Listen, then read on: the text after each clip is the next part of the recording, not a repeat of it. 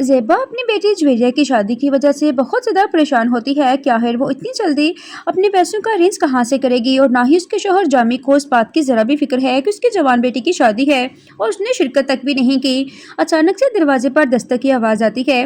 ज़ेबा फ़ौरन से उठकर दरवाजे की तरफ जाती है तो दरवाजे पर सामने इकबाल को देखकर उसके होश ही उड़ जाते हैं, क्योंकि माज़ी एक बार फिर से उसके सामने दोहराया जा रहा है।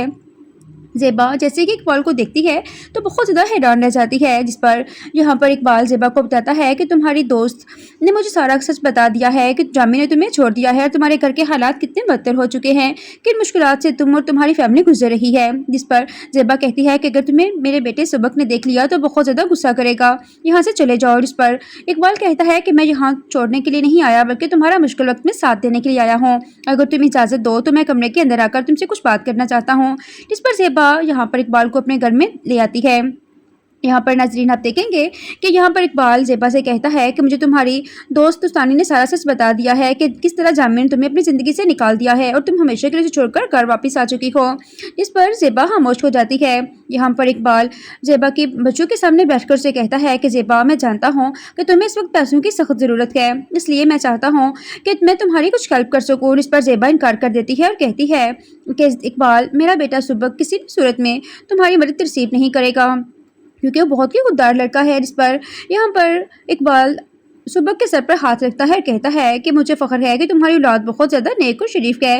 ये कहकर इकबाल ज़ेबा को कुछ पैसे देता है, जिस पर सुबह भी अपनी माँ से कहता है कि अम्मी, हमें इस वक्त पैसों की सख्त ज़रूरत है, हमें इकबाल अंकल की हेल्प ले लेनी चाहिए। जिस पर इकबाल भी बहुत ज़्यादा खुश होता है और कहता है कि ज़ेबा, तुम्हारी बेटियाँ मेरी भी बेटियाँ हैं, अगर जामी ने उन्हें छोड़ दिया है तो इस बात का तुम्हें ज़रा भी दुख नहीं होना चाहिए।